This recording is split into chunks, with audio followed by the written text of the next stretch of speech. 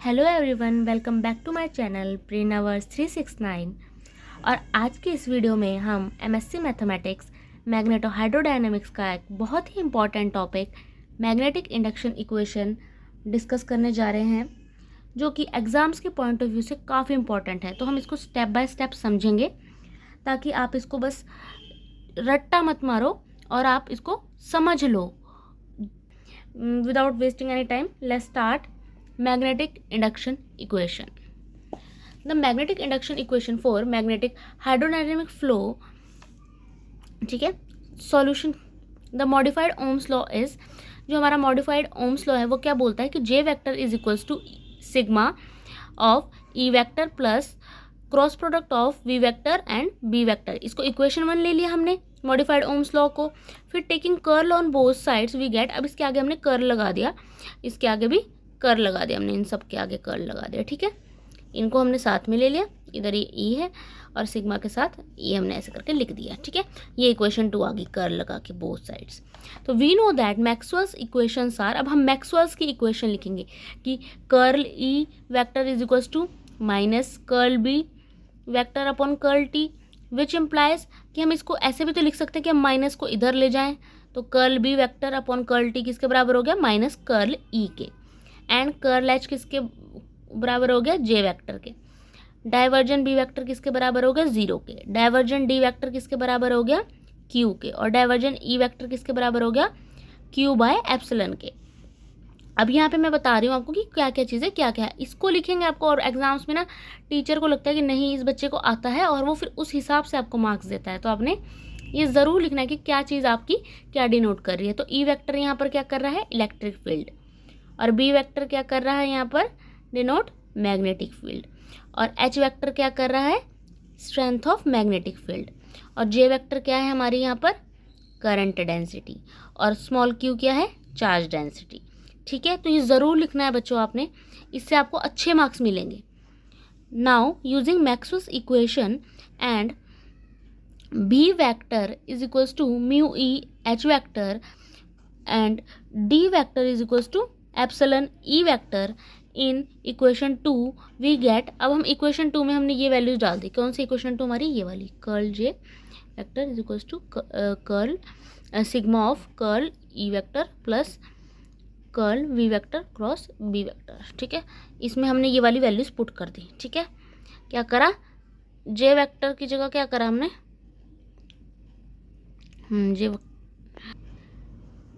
की जगह डाल दिया इधर हमने कर्ल एच वेक्टर, क्योंकि यहाँ पे लिखा था जे वेक्टर की जगह क्या आएगा, कर्ल एच वेक्टर। ठीक है, और कर्ल ई की जगह पर डाल दिया हमने ऐसे, हमारे पास कर्ल ई था, हमारे पास इधर दिखा है इसकी value minus curl B vector upon curl T, तो यहाँ पर हमने इस तरह से वैल्यू डाली और बाकी हमने टर्म एज इट इज़ लिख दी, जो हमारी टर्म थी हमने बिल्कुल सेम लिख दी जरा। ठीक है, अब हमने क्या लिखा कि ये चीज़ हमारी किसके बराबर है, gradient dot divergence H vector minus del square H vector is equals to, इसको हमने एज इट इज़ लिखेंगे, sigma of minus curl B vector upon curl T plus curl of V vector cross B vector, और gradient dot divergence H vector minus del square H vector is equals to sigma of curl mu E H vector upon curl T plus curl V vector cross mu E H vector. ये कहाँ से आया बच्चों, ये कहाँ से आया, ये भी हमारी यहाँ पर हमने लिखा था कि बी वेक्टर की वैल्यू है, इधर हमने बी वेक्टर की वैल्यू इधर से पुट कर दी। Now using Maxwell's equation and, ये जो हमने लिखा था हमने यहाँ से ये वैल्यूज़ यहाँ पुट कर दी, किसमें पुट करी हमने, इसमें हमने यहाँ पर ये वैल्यू पुट कर दी, तो हमारे पास ये इक्वेशन आई। ठीक है, समझ आ रहा है ना कि इधर से हमने कैसे करा इसे। अब हमने इसको एज इट इज़ लिखा, फिर हमने इसका क्या करा, सिग्मा तो था ही था और अंदर है हमारे पास म्यू ई जो हमारा था कॉमन था, तो हमने इसको बाहर निकाल दिया, तो हमारी इक्वेशन क्या बची कि sigma mu E of minus curl H vector upon curl T plus curl into V vector cross H vector, ये हमारी इक्वेशन बची। तो हमारा जो ग्रेडियंट डॉट डाइवर्जन एच है वेक्टर है वो क्या है, 0 के बराबर। क्यों है 0 के बराबर ये बच्चों, क्योंकि ग्रेडियंट डॉट डाइवर्जन एच क्या है 0, ठीक है, विच इज इक्वल्स टू, इसको हमने ऐसे लिखा, यहाँ पे देखो, यहाँ पे लिखा था हमारा डेल डॉट एच वेक्टर क्या होता है 0 होता है, तो इसलिए हमारा यहाँ पे क्या हो गया 0 हो गया, ठीक है। अब हमने इधर वैल्यूज़ पुट कर दी, वैल्यूज़ नहीं पुट करी इधर, हमने एज इट इज़ इसको लिख दिया, ठीक है। फिर हमने इसको इधर क्रॉस मल्टीप्लाई कर देंगे हम, ठीक है।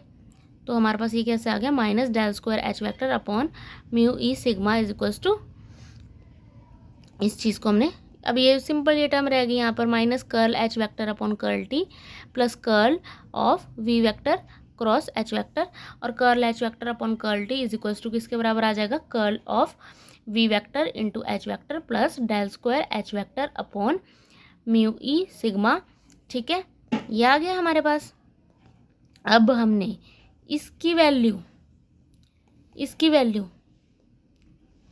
क्या डाल दी इधर, ये हमारे इसकी वैल्यू, क्यों, क्योंकि जो हमारा ईटा है, ईटा हमने इधर ईटा ले लिया, ईटा कैसे ले लिया, 1 अपॉन म्यू ई सिग्मा क्या होता है, ईटा के बराबर होता है। तो अब हमने इसको रिप्लेस करके यहाँ पर 1, हमने इसको मान लिया कि यहाँ पे 1 है, और म्यू ई को हमने लेकर हटा के हमने यहाँ पे ईटा लिख दिया। तो हमारी इक्वेशन क्या बनी, curl H vector upon curl T is equals to curl of V vector cross H vector plus eta del square H vector, ये हमारी इक्वेशन 3 आ गई, ठीक है, जहाँ पर हमारा ईटा क्या है 1 अपॉन म्यू ई सिग्मा, ठीक है। The resultant equation 3 is called magnetic induction equation, ठीक है, ये इक्वेशन ही हमारी क्या है, मैग्नेटिक इंडक्शन इक्वेशन है। बिल्कुल ईजी टॉपिक है ये हमारा, एग्ज़ाम पॉइंट ऑफ व्यू से भी बहुत इंपॉर्टेंट है, आपने अच्छे से करना है। और इसकी देखो इम्पॉर्टेंट चीज़ हम क्या है कि ये हमारे पास सेम इसी की इस तरह से हमारे पास कर्ल बी में भी हो जाता है, ठीक है, हम इसको लेकर भी कर सकते हैं, मैग्नेटिक फील्ड को लेकर भी कर सकते हैं, ठीक है ना। इधर तो हमने स्ट्रेंथ ऑफ मैग्नेटिक फील्ड से करा है, एच से, हमारा एच वेक्टर क्या होता है, हमारा स्ट्रेंथ ऑफ मैग्नेटिक फील्ड होता है, ठीक है। तो चलिए आज का ये टॉपिक यहीं ख़त्म होता है, हमारा मैग्नेटिक इंडक्शन इक्वेशन। आपको समझ आया होगा तो प्लीज़ लाइक करिएगा, कमेंट्स करिएगा, शेयर करिएगा, अपने दोस्तों के साथ भी शेयर करिएगा ताकि वो भी सपोर्ट करें मेरे चैनल को और वो भी पढ़ लें कुछ और अच्छे मार्क्स लाएं और बहुत अच्छे आपके नंबर आएँ। I wish that. Thanks for watching.